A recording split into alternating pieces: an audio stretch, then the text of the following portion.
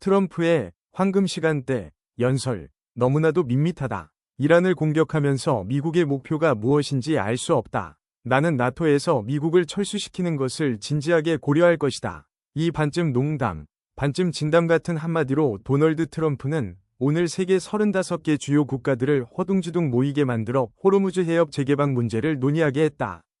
영국, 프랑스, 독일, 이탈리아, 한국, 일본 등 주요 국가들이 모두 모였다. 그런데 이상한 점이 하나 있다. 이번 회의에 미국 대표가 보이지 않았다는 것이다. 미국은 호르무즈에서 가장 격렬하게 충돌하고 있는 당사자인데 미국의 지휘 없이 다른 나라들이 어떻게 효율적으로 협력할 수 있을지 의문이다. 특히 이번 회의에서 주목할 점은 프랑스의 태도다. 어제 트럼프는 프랑스를 따로 비난하는 글을 올리며 미국 항공기의 영공 통과를 허용하지 않았다는 이유로 강하게 공격했다. 그는 매우 분노한 상태였고 내 얼굴 잘 기억해라, 프랑스야, 라고까지 말했다. 보통 이런 말을 들으면 물러설 법도 한데 프랑스는 그렇지 않았다. 오늘도 여전히 자신있게 이란과의 전쟁에 참여하지 않겠다고 선언했다. 프랑스의 이유도 나름 타당하다. 네가 이란을 공격할 때 우리에게 물어봤냐? 라는 것이다. 이제 와서 상황이 악화되고 호르무즈 해협이 봉쇄되자 참전을 요구하는 것은 말이 안 된다는 입장이다.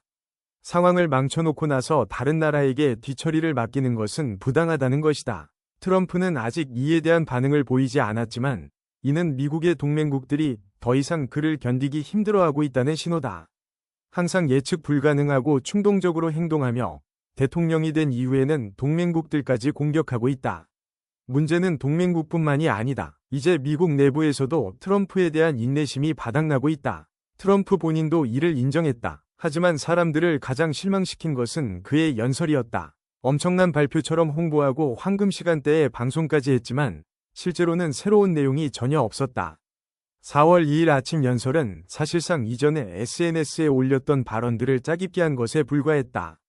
전 세계가 궁금해하는 것은 앞으로 미국의 구체적인 목표가 무엇인지, 이란에 지상군을 투입할 것인지, 언제 철수할 것인지였다.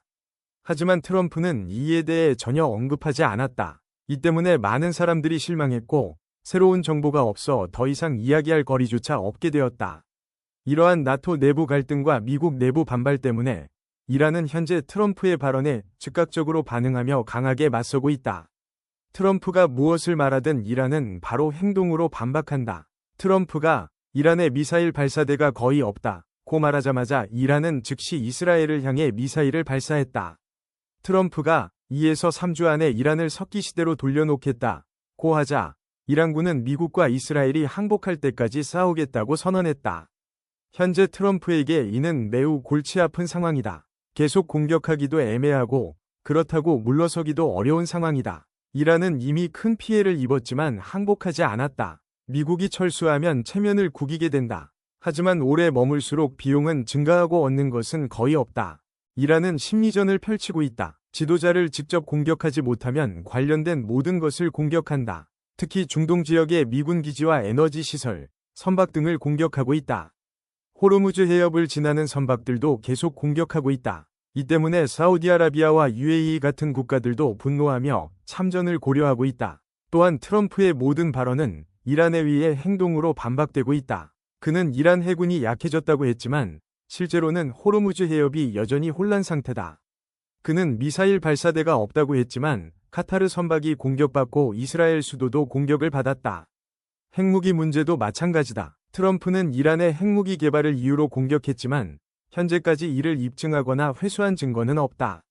정권 교체 역시 실패했다. 새로운 지도자조차 찾지 못하고 있다. 즉, 그의 발언들은 대부분 현실과 맞지 않는다. 이란은 약하지만 완전히 무너지지 않았다. 따라서 협상에 나설 이유가 없다. 이란의 목표는 미국에게 큰 대가를 치르게 하고 핵무기를 확보하는 것이다. 반면 미국의 목표는 매우 모호하다. 이것이 바로 트럼프의 딜레마다. 계속 밀어붙이기도 어렵고 포기하기도 어렵다. 그래서 그의 연설은 기존 정보 반복에 그칠 수밖에 없었다. 현재 그는 이 상황을 어떻게 해결해야 할지 모르는 상태다. 야당과 국민의 압박이 계속되는 상황에서 앞으로 연설할 때마다 그는 더 큰 부담을 느낄 것이다.